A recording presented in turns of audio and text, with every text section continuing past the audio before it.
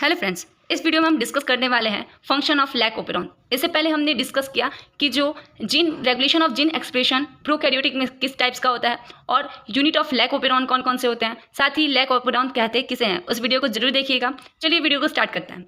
Function of lac operon. जो lac operon होता है वो दो टाइप से फंक्शन करता है। पहला है जब लैक्टोज एब्सेंट होता है, जब लैक्टोज नहीं पाया जाता है, और दूसरा है जब लैक्टोज पाया जाता है। अब बात करते हैं कि लैक्टोज के बारे में क्यों यहाँ पे बात की जा रही है। जो प्रोसेस था वो सबसे पहले जैकोब और मोनार्ड ने सन 1961 में प्रपोज किया था।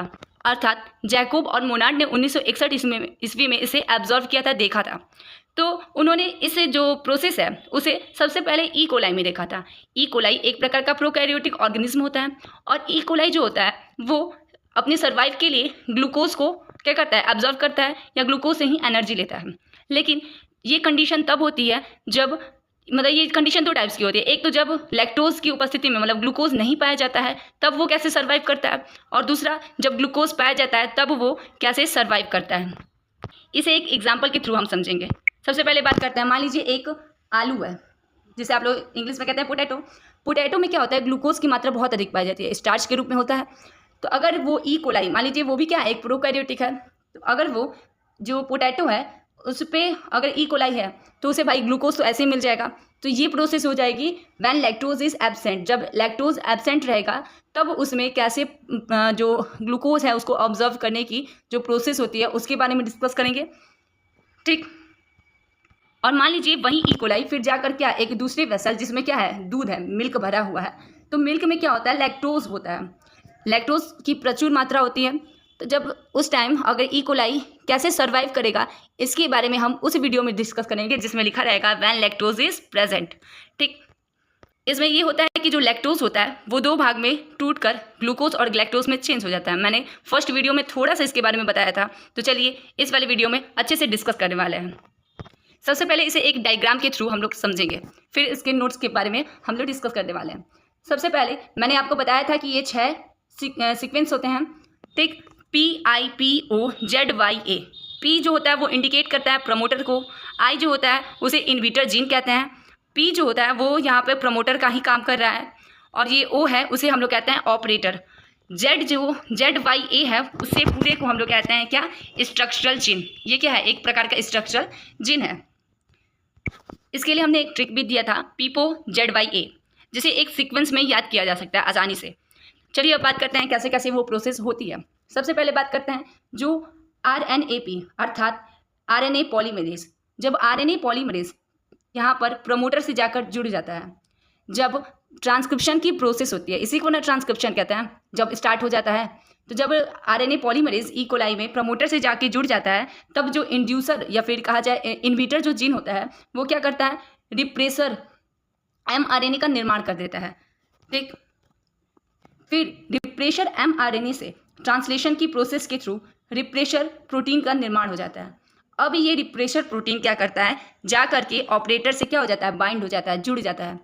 जब प्रमोटर देखता है कि जो रिप्रेशर प्रोटीन है वो ऑपरेटर से बाइंड हो गया है, तब जो प्रमोटर होता है वो ट्रांसक्रिप्शन की प्रोसेस नहीं करता है, अर्थात वो जो स्ट्रक्चरल जीन होते हैं उसे इनहिबिट नहीं करता है, उसे स्टिमुलेट नहीं करता है, मतलब उससे जो प्रोटीन का फॉर्मेशन नहीं करता है, जिससे ओपेरॉन क्या होता है, स्विच ऑफ हो जाता है।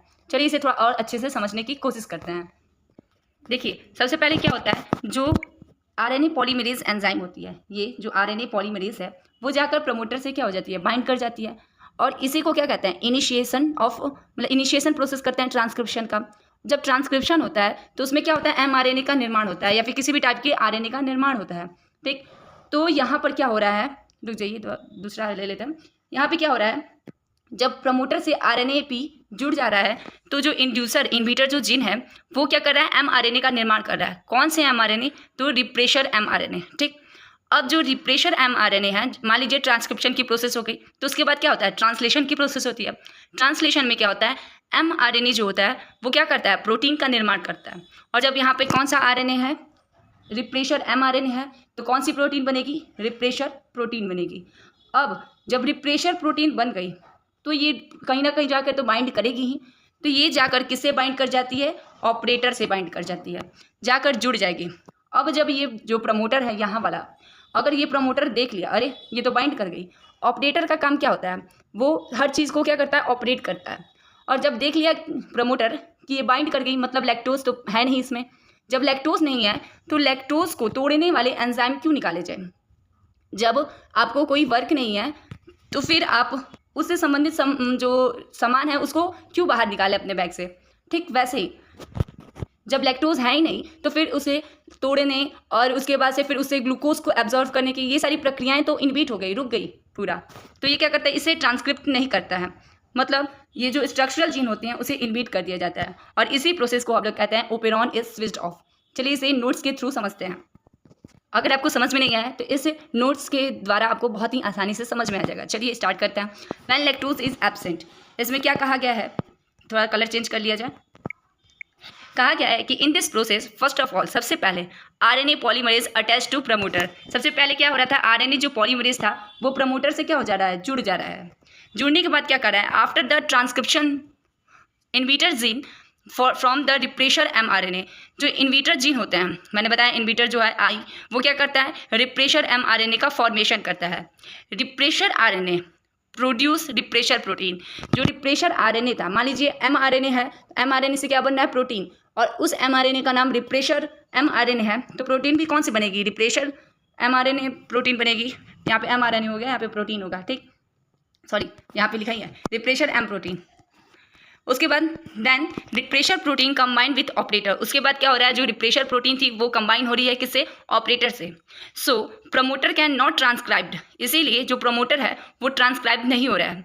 स्ट्रक्चरल जीन, उस स्ट्रक्चरल जीन को क्या कर रहा है, ट्रांसक्राइब नहीं कर रहा है, मतलब mRNA बनाने के लिए उसे अलाउ नहीं दे रहा है, ठीक, अलाउ नहीं कर रहा है। तो also gene can not able to formation of their protein, इसीलिए जो जीन है वो एबल नहीं है, मतलब उस योग्य नहीं है कि फॉर्मेशन कर सके किसका, स्ट्रक्चरल जीन का, तो वो क्या करते हैं, रोक देते हैं उसको। सो ओपेरॉन इज स्विच्ड ऑफ, इसीलिए जो ओपेरॉन होता है वो बंद हो जाता है, उसका प्रवाह जो होता है उसे रोक दिया जाता है। ये जो प्रोसेस थी वो तब का है जब लैक्टोज नहीं पाया जाता है। हम नेक्स्ट वीडियो में हम देखने वाले हैं कि ऐसी प्रोसेस जब लैक्टोज उपस्थित हो तब वो लैक ओपेरॉन क्या करता है। चलिए अगली नेक्स्ट वीडियो में मिलते हैं। Thank you.